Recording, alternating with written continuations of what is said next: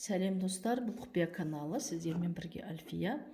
Достар, менің комментарийіме жазып жатыр, қазақша переводы бар ма деп. Бұның қазақша переводы жоқ. Мен араб тілін білмеймін, бірақ міндетті түрде сұраған дұғаларыңыздың қазақшасын переводтап бер деп өз ұстазымнан сұрайтын боламын.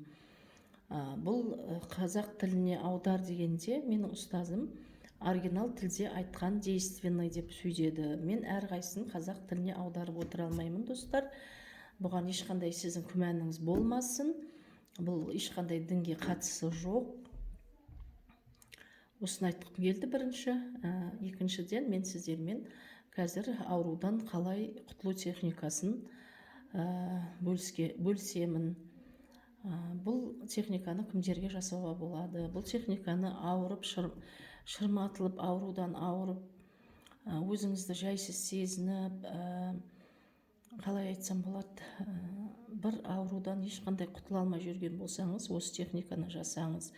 Егерде мен қатты жазылмайтын ауруларды айтпаймын, оларға жаса деп айтпаймын, бірақ жеңіл желпі ауырып, өзіңізді ешқандай түсінбей, біртүрлі зіл басып, өзіңізді түсінбей, постоянно шаршап ауыратын болсаңыз, осы техниканы жасауға болады.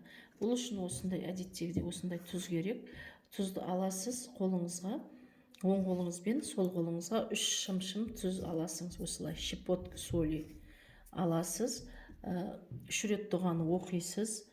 3 рет оқисыз да, алақаныңызды жұмып, басыңыздан айналдырып, 1, 2, 3 рет айналдырып, осыны кранды ашып қойып, ағын судың астына ертіп жібересіз.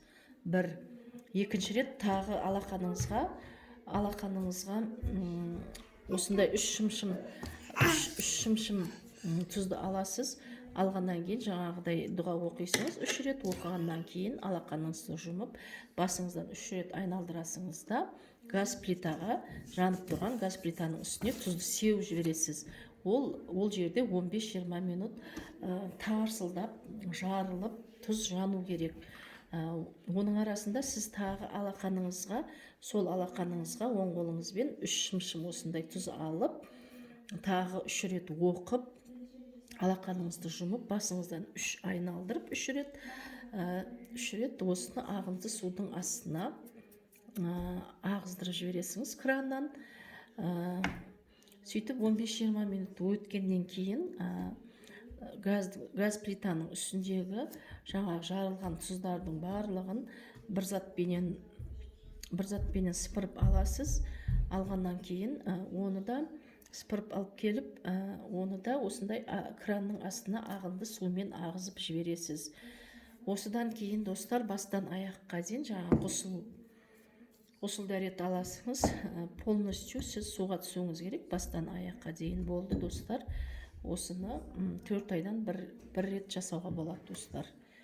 Осыдан кейін сіздер өзіңізді жақсы сезініп, сіздерде ауру белгілері азаят, немесе полностью жоқ болып кетеді.